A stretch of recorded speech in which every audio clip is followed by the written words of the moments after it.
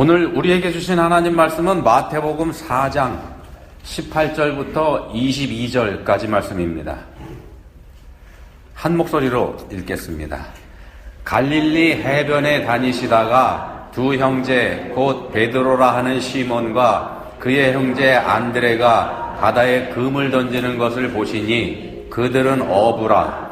말씀하시되 나를 따라오라. 내가 너희를 사람을 낚는 어부가 되게 하리라 하시니 그들이 곧 그물을 버려두고 예수를 따르니라. 거기서 더 가시다가 다른 두 형제 곧 세베대의 아들 야고보와 그의 형제 요한이 그의 아버지 세베대와 함께 배에서 금을 깁는 것을 보시고 부르시니 그들이 곧 배와 아버지를 버려두고 예수를 따르니라. 아멘. 마태복음, 마가복음, 누가복음, 요한복음 이 네 권의 복음서를 조금 비교해 보면은 같은 듯 다른 점이 서로 있죠. 같은 사건을 조금씩 다른 표현으로 기록하기도 했고요. 이 책에 기록되어 있는 내용이 다른 책에는 없는 경우도 있고 그렇습니다. 예수님께서 행하신 많은 기적들을 이제 복음서에서 기록하고 있는데 그 많은 기적 가운데서 네 권의 복음서가 서로 나누어서 다루는 경우도 있죠.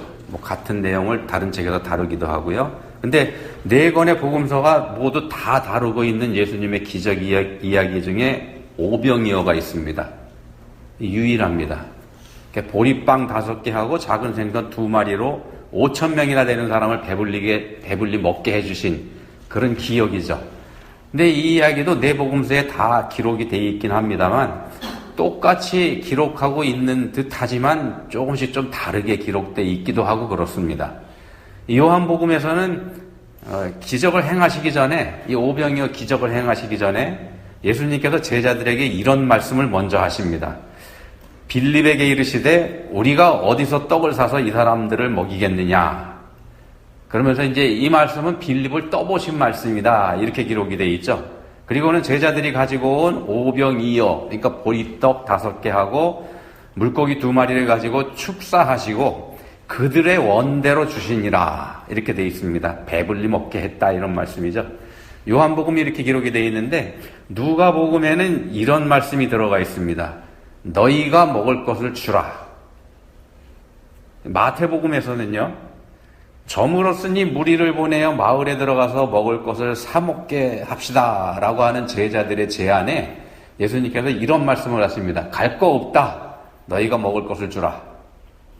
여기서도 누가복음처럼 말씀을 하고 있죠. 먹을 것을 주라. 마가복음에도 역시 같은 표현이 등장을 합니다. 너희가 먹을 것을 주라. 자, 요한복음의 표현이 조금 다른 편이고요. 다른 3권의 복음서에서는 하나같이 다루는 말씀이 너희가 먹을 것을 주라입니다. 너희가 먹을 것을 주라. 이 말씀을 3권의 복음서가 포함하고 있습니다. 이 기적이 예수님께서 작정하고 행하신 기적이라는 걸 보여주는 표현입니다. 작정하고 행하신 기적. 제자들 중에서도 또 그 중에 모여있는 무리들 중에서도 누구도 감히 이런 기적을 예수님한테 베풀어 주십시오 이렇게 부탁한 사실이 없습니다. 그렇게 말하는 사람 아무도 없습니다. 당연하죠. 당연한 게 상상도 할 수 없는 기적이었으니까 그런 기적을 행하시리라고는 꿈에도 생각 못하니까 부탁할 수도 없었죠. 당연히. 예수님께서 미리 작정하시고 사람들을 먹이기 위해서 제자들에게 명령하신 말씀이 이겁니다. 너희가 먹을 것을 주라. 자, 직접 행하시겠다는 의지가 담긴 말씀이기도 합니다. 이 명령을 하신다고 해서 제자들이 그 일을 감당할 수 있는 게 아니니까요. 할 수 없죠, 제자들은요. 제자들이 할 수 있는 일은 다른 거 없습니다. 예수님의 생각에 따르는 거, 또 예수님의 말씀에 순종하는 거, 그것뿐입니다. 제자들은 그 일만 할 수 있습니다. 근데 제자들로서는 그거면 충분합니다. 그거면 충분합니다. 예수님의 말씀에 따르고 예수님의 생각을 받아들이는 거, 그거면 충분하다는 말씀입니다. 이게 그리스도인의 사명이기도 합니다. 자, 본문에서 예수님은 제자들 부르십니다. 12사도가 될 제자들 중에서 먼저 4명의 제자들 부르시죠. 19절에서 예수님 말씀하십니다. 나를 따라오라. 나를 따라오라. 나와 함께 가자, 나하고 같이 가자, 이런 뜻으로 우리가 볼 수 있는 말씀인데요. 예수님의 제자가 되는 거, 예수님을 따르는 겁니다. 예수님을 따르는 거, 함께 하는 거, 이게 예수님의 제자가 되는 겁니다. 본문의 제자들은 모든 것을 버려두고 예수님을 따라갑니다. 그리고 이때로부터 이 제자들은 예수님과 함께 하게 되죠. 동고동락하면서 예수님의 증인이 됩니다. 제자들의 역할, 증인이 되는 겁니다. 예수님께서 어디에서 무엇을 어떻게 하셨는지 그 하신 일을 증언하는 거죠. 그리고 하신 말씀을 증언하고, 자기 생각을 전하는 거 아닙니다. 제자들의 역할은 예수님께서 하신 걸 전하는 거죠. 그저 예수님께서 하신 일, 그분이 하신 말씀, 이걸 전하는 게 사도들의 역할이었습니다. 이게 바로 우리 그리스도인들의 사명이고 그리스도인들의 역할이기도 합니다. 우리 그리스도인들도 우리가 본 거, 우리가 들은 거, 그리고 우리가 겪은 거, 이거 그대로 전하면 되는 겁니다. 그게 전도입니다. 우리가 경험한 거, 들은 거, 전하는 거, 이게 전도입니다. 근데 우리가 전도를 어렵게 생각하죠. 우리가 전도를 어렵게 생각하는 이유는, 전도라고 하는 거는 상대방을 설득시켜가지고 그 사람을 그리스도인으로 만들어야 한다는 부담이 있기 때문에 우리가 전도를 어렵게 생각하는데, 그렇지 않은 겁니다. 우리의 역할은 보고 듣고 경험한 바를 전하는 겁니다. 그것만으로도 괜찮습니다. 그것만으로도 괜찮습니다. 우리가 복음을 전하면 성령께서 일하십니다. 성령께서 역사하십니다. 우리는 때를 얻든지 못 얻든지 그냥 전하면 되는 겁니다. 순종해서 전할 때 기적이 일어나게 되어 있습니다. 오병이어 기적의 현장에서 제자들이 그랬던 것처럼 시키는 대로만 했죠. 예수님께서. 그랬더니 기적이 일어났습니다. 하나님께서 하시는 겁니다. 성령께서 하시는 거죠. 자, 그 일을 위해서 예수님께서 우리를 부르십니다. 나를 따라오라. 우리를 부르십니다. 나를 따라오라. 이 말씀에 순종해서 따라가면 되는 겁니다. 예수님과 동행하는 겁니다. 자, 어느 화창한 날에요.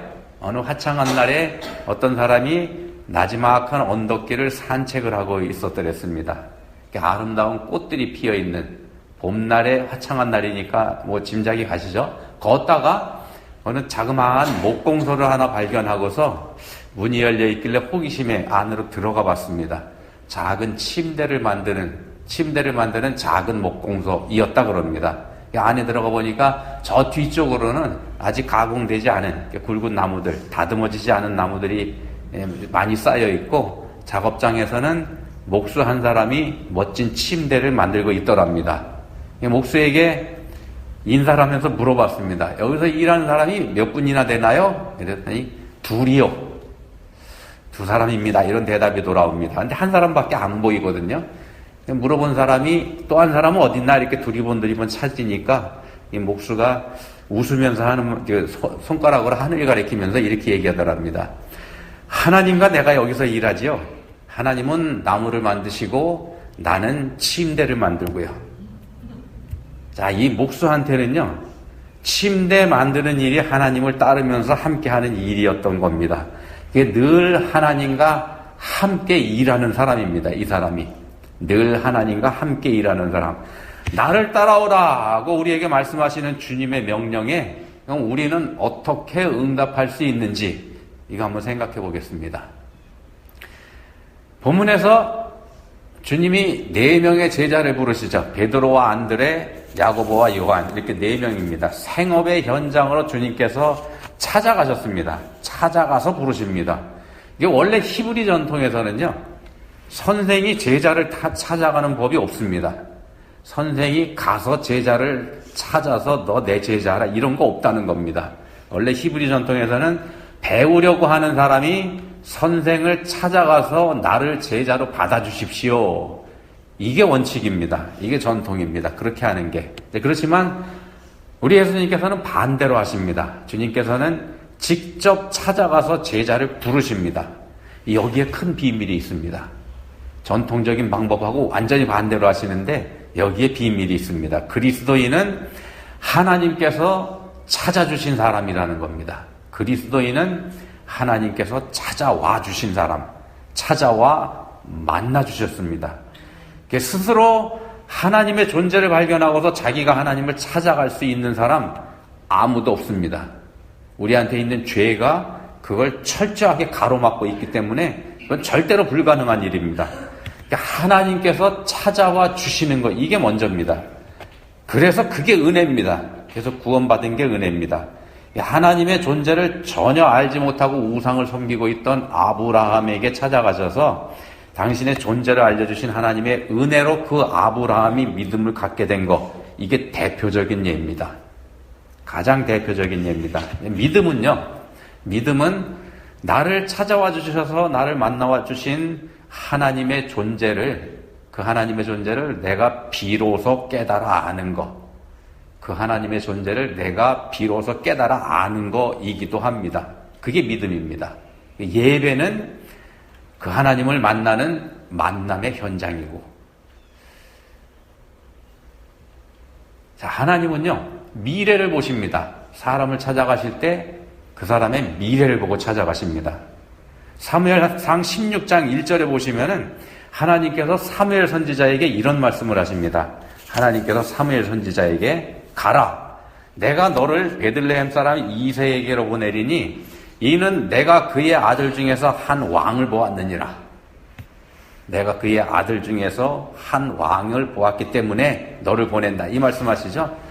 이스라엘의 첫 번째 왕인 사울이 불순종했기 때문에 하나님께서 그 사울을 버리신다는 선언을 하신과 동시에 하셨던 말씀입니다. 내가 이새의 아들 중에서 한 왕을 보았노라. 다윗을 가리켜서 하신 말씀이죠. 아직 어린애입니다. 이때 다윗은 어린애고 들에서 양을 지키는 허드렛 일을 하고 있던 별 볼 일 없는 그런 존재였답니다. 그런 다윗을 하나님께서는 왕을 보았다, 이렇게 말씀하십니다. 정말로 이 다윗이 왕이 되지 않습니까? 왕도 보통 왕이 아니죠. 자, 미래를 보시는 겁니다. 본문의 제자들도 마찬가지입니다. 베드로와 안드레, 야고보와 요한, 예수님의 12제자 중에서도 핵심적인 제자들이지 않습니까? 그렇지만 본문의 상황에서 이 사람들은 별 볼 일 없는 사람들입니다. 별 볼 일 없는 사람들입니다. 배운 것도 없는 사람들이고 그냥 갈릴리 바다에서 고기잡이 하면서 살고 있는 사람들. 전에도 그렇게 살았었고요. 지금도 그렇게 살아가고 있고 앞으로도 별일 없으면 그냥 그렇게 살아갈 사람들입니다. 그냥 그런 사람들입니다. 그렇지만 그건 우리 인생들이 보는 시각일 뿐이고 우리 주님께서는 미래를 보십니다. 장차 교회의 든든한 기초를 놓을 일꾼들로 이 사람들을 보시고 주의 구원의 복음을 위해서 자신의 생명을 아끼지 않는 순교자를 보십니다. 거기서 더해서요, 마지막 때에 하늘에서 내려오는 새 예루살렘 성의 12기초석 위에 새겨지는 영광된 이름을 이 사람들에게서 보십니다. 예수님께서 제자들을 찾아가심으로 해서 지금 말씀드린 이 일이 다 현실이 되지 않습니까? 그러니까 예수님에게 이 사람들의 과거 상관없습니다. 어떻게 살아왔는지 상관없습니다. 고려의 대상이 안 됩니다. 이 사람들에게 자질이 있는지 또 이 사람들한테 그 일을 감당할 능력이 있는지 이것도 예수님한테는 고려 대상이 아닙니다. 전혀 상관없는 일입니다. 장차 이 사람들에게 주어질 영광에 비하면 지금 이들이 가진 조건이나 배경, 이거 아주 형편없는 거고 내세울 것도 아무것도 없는 거지만 전혀 상관없다는 겁니다. 이 사람들이 지금까지 뭘 경험했는지 그것도 사실상 쓸모가 없습니다. 제자를 부르시는 예수님께는. 심지어는요, 우리 그리스도인들이 가장 중요하게 꼽고 있는 믿음, 회개, 이거조차 이 사람들한테는 아직 없습니다. 믿음도 없고 아직 회개하지도 않은 그런 사람들을 예수님께서 먼저 찾아가신 겁니다. 먼저 찾으셨습니다. 그리고 그때로부터 이 사람들의 삶이 완전히 달라지게 됩니다. 예수님을 만난 것 때문에 이 사람들의 삶은 복된 삶으로 변해버립니다. 온 인류가 부러워하는 영광스러운 위치에 이 사람들이 서게 되죠. 예수님께서 이 사람들을 찾아가심으로 해서 이 모든 것들이 이루어지게 되는 겁니다. 우리 그리스도인들의 삶이 이와 같다는 말씀을 드리는 겁니다. 예수님이 우리에게 찾아오심으로 해서 우리가 변했습니다. 우리의 삶이 변했고 우리의 신분이 달라졌습니다. 우리 스스로는 그 사실을 깨닫지 못한다고 할지라도 이거 분명한 사실입니다. 분명히 변했습니다. 본문 19절에서 예수님 말씀하십니다. 나를 따라오라. 내가 너희를 사람을 낚는 어부가 되게 하리라. 예수님 말씀 이거 자세히 보시기 바랍니다. 내가 너희를 사람을 낚는 어부가 되게 하리라. 되게 하리라 말씀합니다. 너희가 돼야 된다, 될 거다 이렇게 말씀 안 하시고요. 되게 하리라 이렇게 말씀하십니다. 제자들이 노력해서 될 일이 아니라는 뜻입니다. 예수님께서 그렇게 되도록 만드시겠다, 되게 하리라 그런 뜻입니다. 그런 의지의 표현입니다. 성자 하나님의 뜻입니다. 그렇기 때문에 동시에 아버지 하나님의 뜻이기도 합니다. 예수님의 영이신 성령께서 이 일을 이루어 가실 겁니다. 삼위일체 하나님이 합동사역으로 만들어 가시는 게 그리스도인입니다. 그래서도 예수님께서도 말씀하셨지 않습니까? 이런 말씀하신 적이 있습니다. 사람들이 너희를 끌어다가 넘겨줄 때에 무슨 말을 할까 미리 염려하지 말고 무엇이든지 그때에 너희에게 주시는 그 말을 하라. 말하는 이는 너희가 아니요 성령이시니라.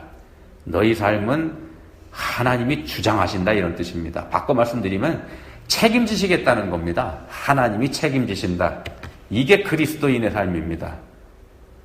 이런 사람이 그리스도인입니다. 창조주 하나님께서 책임져 주시는 사람이 그리스도인입니다. 실제로 우리 예수님께서 십자가에서 우리의 모든 더럽고 추한 죄, 용서받을 수 없는 악한 죄, 또 허물, 이것까지 다 책임져 주시지 않았습니까? 다 책임져 주셨습니다. 우리한테 눈꼽만한 죄의 찌꺼기도 남겨두지 않고 다 가져가신 겁니다. 완전하고 온전하게 책임져 주신 게 예수님의 십자가라는 말씀입니다. 하나님은 우리의 미래를 보십니다. 우리의 그럼 어떤 미래인가? 우리한테 어떤 미래가 있는가? 영광된 하나님의 자녀로 천국에서 하나님과 함께 살고 있는 우리의 미래입니다. 12제자들은요, 새 예루살렘 성의 기초석에 이름을 새기는 영광, 엄청난 영광이죠. 그런 어마어마한 영광을 12제자들은 얻게 됩니다만, 우리 그리스도인들은 그렇게 지어진 그 새 예루살렘 성의 상속자로서 그곳에서 영광된 삶을 사는 복을 받는 겁니다. 그게 우리의 미래입니다. 우리가 이렇게 예배의 자리에 지금 있다는 이 사실이 그 증거가 됩니다. 성령의 역사가 아니고서는 누구도 이 자리에 나와 있을 수가 없습니다. 성령의 역사가 아니고서는 지금 이 예배를 이렇게 드릴 수가 없습니다. 우리가 지금 예배 드리는 이게 성령의 역사입니다. 자, 그럼에도 우리 마음속 한 구석에는 걱정이 남아있죠. 그렇게 영광스럽고 그렇게 복된 자리라면은 거기에 내가 갈 수 있다면 그렇다면 나도 뭔가 해야 되는 거 아닌가 이런 고민이 우리한테 남아 있습니다. 이게 우리한테 너무 엄청난 복이기 때문에 그런 엄청난 복을 거저 누린다는 거 이게 마음에 와닿지 않기 때문입니다. 이 거절하는 게 이게 또 마음이 편치가 않죠. 뭔가 좀 속는 기분이고 그런 생각을 우리가 하게 됩니다. 죄 때문에 그런 생각을 합니다. 그렇게 생각하는 게 바로 죄입니다. 그게 우리한테는 지울 수 없는 죄의 흔적이 남아있기 때문에 그렇습니다. 이 흔적이 하나님 앞에 갈 때까지 우리를 괴롭힐 겁니다. 내가 뭐라도 해야 된다 이런 생각 갖게 만든다는 겁니다. 이게 바로 공로의식입니다. 공로의식. 이게 에덴 동산에서 우리 인류가 범죄한 이후에 우리 인간의 뼛속 깊이 박혀버린 죄의 흔적이기도 합니다. 예수님의 십자가가 우리의 죄를 모두 없애버렸고 깔끔히 없애버리고 깨끗이 없애버렸음에도 불구하고 우린 그걸 다시 들추어내는 일에 무진장 애를 씁니다. 들추어내기 위해서 애를 씁니다. 죄를 추억하면서 삽니다. 그렇지만 우리한테는요 하나님께 내드릴 만한 어떤 것도 우리한테는 존재하지 않습니다. 우리한테 그런 거 없습니다. 우리가 뭐라도 드려야 된다는 생각, 우리 스스로 우리 자신이 가능성이 있는 존재라는 그런 착각에서부터 나오는 겁니다. 내가 무언가 할 수 있다는 생각을 하기 때문에 내가 무언가 해야 된다는 생각을 하게 된다는 말씀입니다. 우리가 애쓰고 힘쓰면 뭐하라도 만들어낼 수 있다는 착각 속에서 이런 생각이 나옵니다. 그렇지만은요, 배나무에서는 배만 열립니다. 사과나무에서는 사과만 열립니다. 가시나무에서 올리브 열매를 맺힐 수는 절대로 없습니다. 절대로 안 되는 일입니다. 죄로 찌든 우리 인생에게서 나오는 거 죄뿐이라는 말씀을 드리는 겁니다. 그게 우리의 현실입니다. 자, 우리가 뭐가 되고 어떻게 될지 이건 우리 주님의 뜻에 달려있다는 말씀입니다. 우리가 하는 거 아닙니다. 우리가 원하는 대로 우리를 만들어주시는 거, 그게 하나님 하시는 일 아닙니다. 우리는 우리가 원하는 대로 하나님께서 우리를 만들어주시길 원합니다만 착각입니다. 그건 하나님께서, 우리 주님께서 원하시는 대로 우리를 만들어 가시는 겁니다. 우리를 맡겨드리는 겁니다. 그렇게 만들어 가실 때 우리를 맡겨드리는 것, 그게 믿음입니다. 예수님 말씀하십니다. 나를 따라오라. 내가 너희를 사람을 낚는 어부가 되게 하리라. 되게 해주시는 분, 주님이 하시는 일입니다. 우리가 할 수 없는 일입니다. 본문 20절에서 말씀합니다. 그들이 곧 그물을 버려두고 예수를 따르니라. 22절에도 말씀합니다. 그들이 곧 배와 아버지를 버려두고 예수를 따르니라. 버려두고 따르니라. 버려두고 따르니라. 이게 우리 몫이라고 할 수 있습니다. 버리고 따르는 거.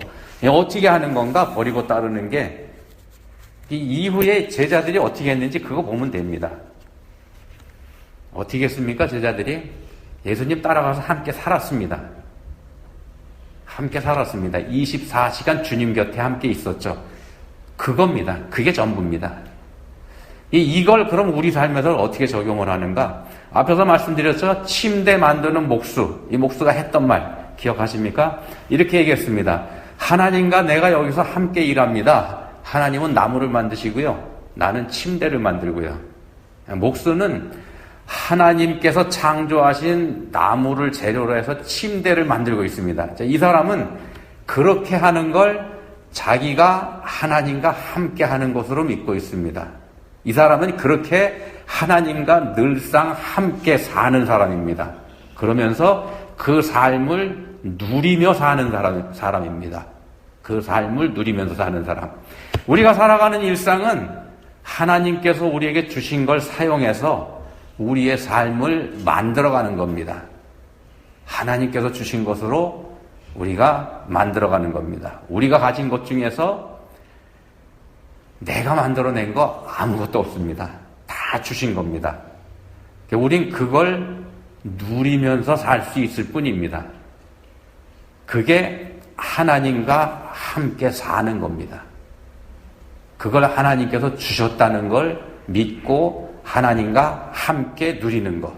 자, 예수님을 따르는 삶은 이걸 인정하는 삶이기도 합니다. 내가 가진 모든 게 하나님께서 내게 주신 것이라는 것. 자, 그분이 나와 늘 함께 하시는 거 믿고 내가 늘 그분을 의식하면서 사는 것. 그게 예수님과 함께하는 삶이고 예수님을 따르는 삶입니다. 그렇게 하나님을 인정해 드리면서 사는 게 하나님과 동행하는 삶이요, 하나님을 따르는 삶입니다. 예수님께서 말씀하십니다. 나를 따라오라. 기도하시겠습니다. 하나님 아버지, 저희의 모든 것을 주관하시는 분이 하나님이신 거 저희가 알고 있습니다. 그렇지만 저희의 삶은 여전히 저희 자신이 주관하고 있다는 거 저희가 부인할 수도 없습니다. 나의 삶은 나의 것이라면서 하나님은 저만치 떨어져 계시다가 내가 필요해서 부를 때 그때에만 다가오시면 좋겠다는 생각 저희가 합니다. 이런 저희를 불쌍히 여겨주시기 원합니다. 이제는 하나님을 늘 곁에 가까이 모시고 사는 신실한 주의 백성이 되게 해주시기 원합니다. 예수님 이름으로 기도합니다. 아멘.